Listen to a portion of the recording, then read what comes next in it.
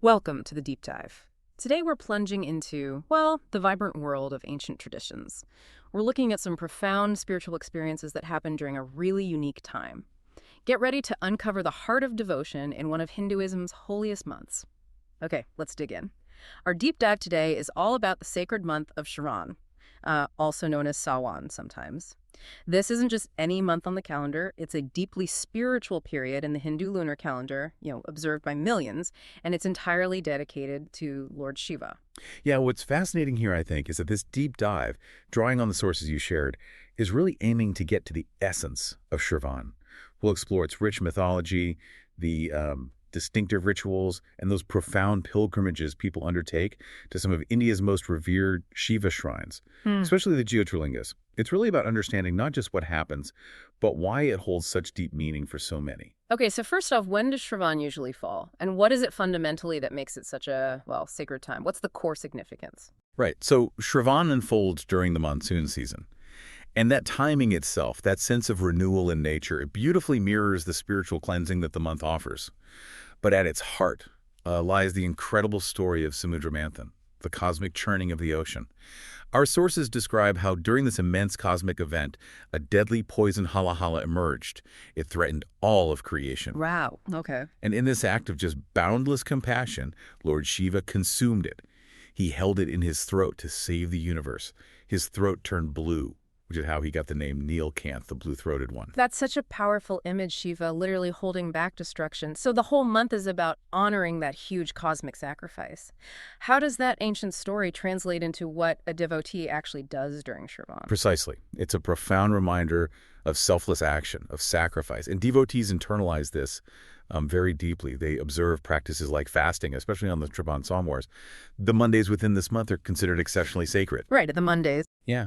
And they make offerings, typically milk, bell leaves, water, onto Shiva lingams. But these acts, you see, they aren't just symbolic gestures.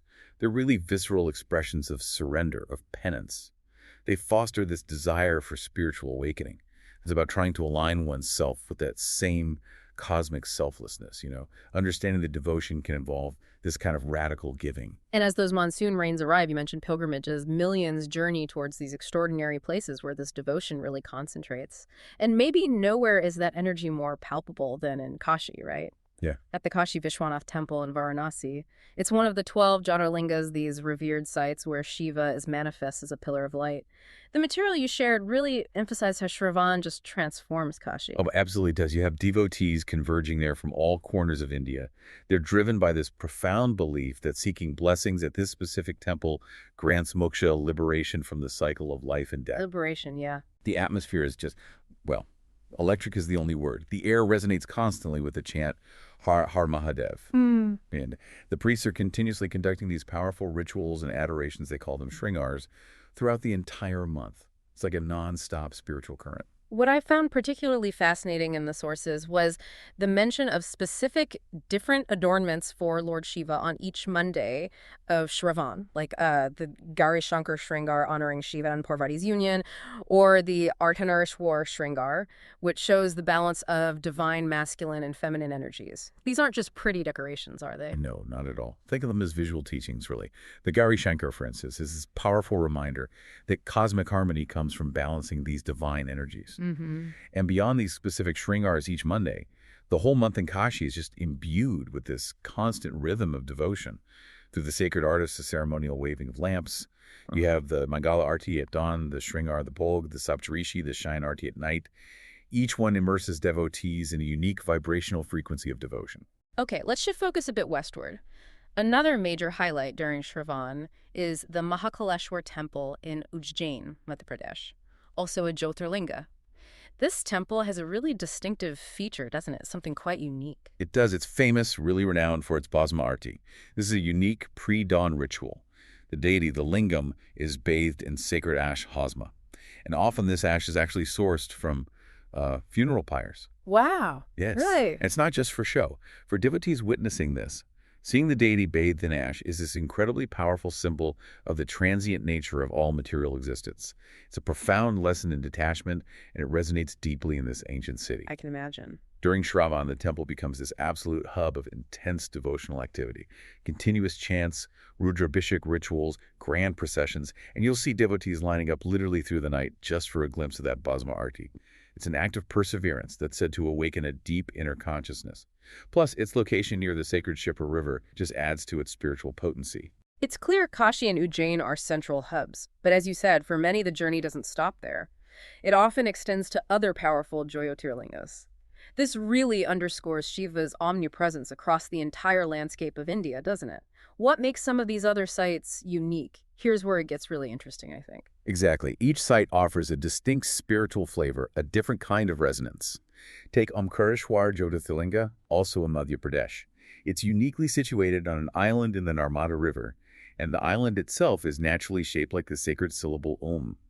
Naturally shaped like Om. That's incredible. It is. It's considered a deeply mystical site where the island itself is seen as a kind of natural yatra, radiating divine vibrations, almost like a cosmic map etched in the land. Fascinating. And then there's Trimbakeshwar. Right, Trimbakeshwar Jyotirlinga in Nashik, Maharashtra.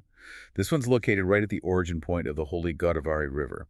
What makes it particularly unique is that the lingam there actually has 3 small indentations representing Brahma, Vishnu, and Shiva. It's a rare convergence of the Hindu trinity in one form.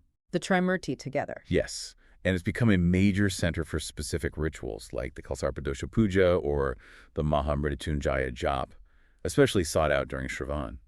And then way up high in the Himalayas, you have Kedarnath Jyotirlinga in Uttarakhand.